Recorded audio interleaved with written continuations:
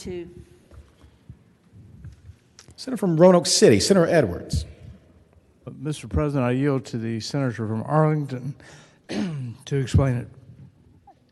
Senator from Arlington, Senator Favola. Thank you, Mr. President. Mr. President, I would like the Senate to rule that these line amendments are in fact specific and severable. I would like to address lines 1 and 2 together and line 3 separately, but I think we'd have to.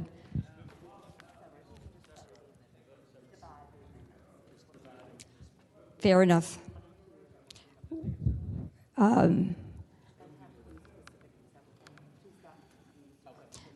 Mr. President. One second, Senator. Okay.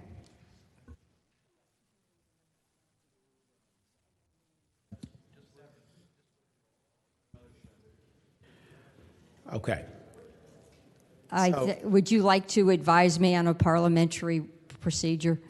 Yeah, no, I think this will be a little simpler to do it this way. We have 3 amendments here with regard to House Bill 1992, and the senator is free to move them in whichever order you'd like. So if you want to move just Amendment 1 first, or 1 and 2, and then 3, you can do it that way. So you don't have to have a specific separate motion to do that. I would just, you'd move Amendment 1 or 2 and do it that way. Point of parliamentary inquiry. I may move 1 and 2 together because 1 is sort of just a. Yes, exactly. That's totally fine if you want to do it that way. Thank you, Mr. President. I'm glad you gave me the advice. Okay, ladies and gentlemen, I move the governor's that we agree to the governor's recommendation on line item 1 and 2. What that does is it expands the definition of household member to actually include an individual who cohabits or who was with the individual family member for a previous 12 months, and any child of either of them residing in the home. And I just want to note this is a little different than what the bill was that we had passed, but the intent of the governor's recommendation is there are a fair number of couples who are cohabitating, not married, and domestic violence, in fact, does take place in those situations. And you should also know that a third of our homicides are really the result of domestic violence, and more than a third of our suicides. So this is a public health issue. It is an issue that is intended to protect our women and children. The underlying bill, if some of you might recall, was a bill that dealt with a loss of a firearm if there was a misdemeanor assault and battery conviction. So we had a definition of household member. The governor has recommended a slight expansion, and I would hope it would be the will of the body to adopt this recommendation. Thank the senator. For what purpose, Senator from Fairfax City, Senator Petersen, rise? Mr. President, speak against the motion. Senator's floor. Mr. President, ladies and gentlemen of the Senate, we spent a lot of time on this in the regular session. I know we have 1 new member, so I'll do a little bit of an update. This had to do with legislation which my colleague from Arlington carried, and we defeated in the Senate, which would have basically taken any domestic violence conviction and then taken away gun rights for, I believe it was a number of, it may have been permanently, although with a potential right of restoration. When that bill came over from the House, I paid special attention to it, and I wrote this language very specifically. And I made sure that it only related to that domestic violence which arose from, frankly, a romantic relationship. I was very careful to not include that situation where you might have siblings or roommates or anybody else who would, quote, cohabitate, even with children, and might get into an altercation which would then fall into a domestic assault, because, quite frankly, that was not the purpose of the legislation. And I'll be honest, I've been in this business about 20 years, and when you give your word to somebody, I expect you to keep that word. And I did not expect this amendment to come back, and frankly, it should not have come back. And that's a lesson learned from me, because otherwise this bill would not have passed this body. So I will simply say this bill expands the definition. in a way that we did not intend. It frankly, the way you could interpret this, it has nothing to do with having a romantic relationship. You could have a roommate. You could be living with your sister. You could be living with, a couple people in the same house that are unrelated. And if there's a child there, which is a child of either one of them, and they get into an altercation, a shoving match, there's police are called. Now somebody loses their gun rights for 3 years. And I realize that having gun rights is not important to some people, and I get that. But it's important to other people.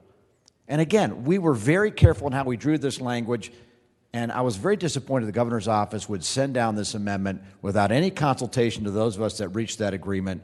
And frankly, again, you got to have your integrity in this business, and I was disappointed to see that. I ask that we oppose this amendment.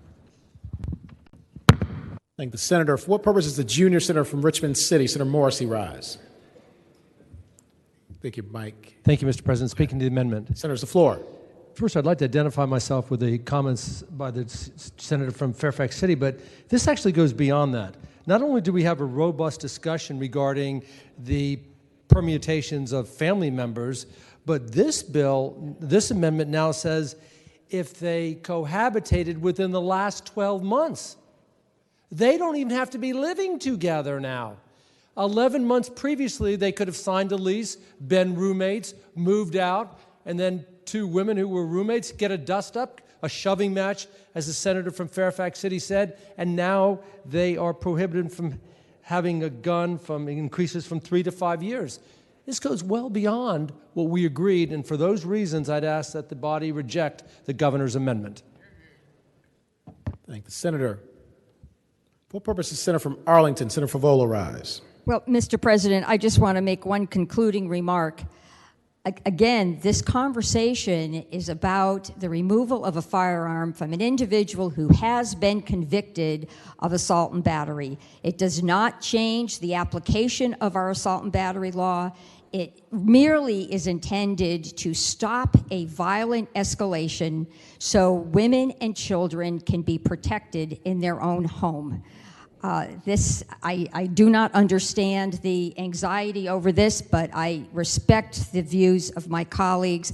But again, I'm asking that we take a vote to protect our women and children. I hope it is the will of the body to adopt the governor's amendment. Thank you. Thank the senator. The question is, shall the Senate adopt the governor's recommended amendments numbers 1 and 2? All in favor of the motion will record their vote aye. Those opposed, no. Are the senators ready to vote? Have all the senators voted? Do any senators desire to change their vote?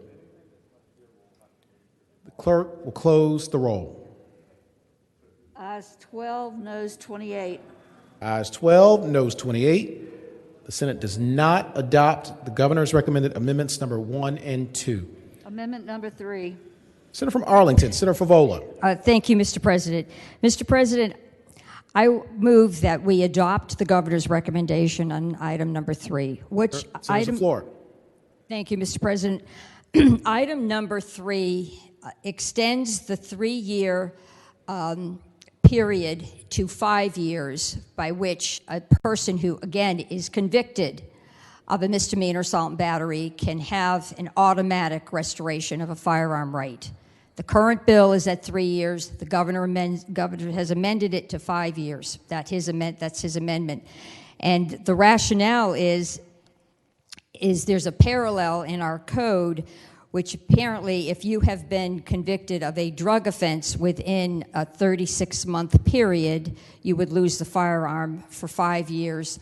So the governor has felt that we should parallel that statutory language and move our 3 years to 5 years. Again, it would be an automatic restoration, and we're trying to break the cycle because experts are telling us that violence always escalates. So taking a break from owning a firearm is not a bad thing. I would ask that we support the governor's amendment. Thank you, Mr. President. Thank you, Senator. For what purpose, Senator from Fairfax City, Senator Petersen, rise. Thank you, Mr. President. And again, with love and deference and affection to my colleague, I'm going to oppose this amendment also. Senator's the floor. I won't reiterate the comments I made about the process we went through, but the 3 years was chosen intentionally.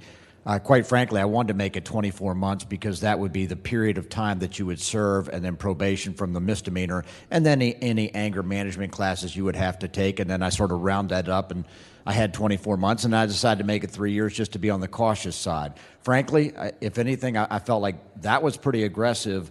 Moving it to 5 years, I think is very aggressive. And one thing I didn't mention in my last comment, but we've talked so much about criminal justice reform. And then we passed bills dealing with firearms that suddenly exposed people to being convicted of crimes, as if somehow it's a totally separate conversation. People own firearms. People in the city, people in the country, people in the suburb, they own firearms. And if we put them in a position where they're going to be, for a number of years, supposed to not have that firearm, we're going to put them in a position to reoffend. So, again, I think the 3 years was chosen intentionally. I felt it was pretty aggressive at the time. And again, I was disappointed to see this amendment because that was not the deal we made back in February. So I asked that we oppose this bill. Or amendment, please. Thank the Senator. Do any other senators wish to be heard regarding the governor's recommended amendment number 3? Seeing none, the question is, shall the Senate adopt governor's recommended amendment number 3? All in favor of the motion will record their vote aye. Those opposed, no. Are the senators ready to vote? Have all the senators voted? Do any senators desire to change their vote? Clerk will close the roll. Ayes 14, noes 26. Ayes 14, noes 26. The Senate does not adopt governor's recommended amendment number 3. House Bill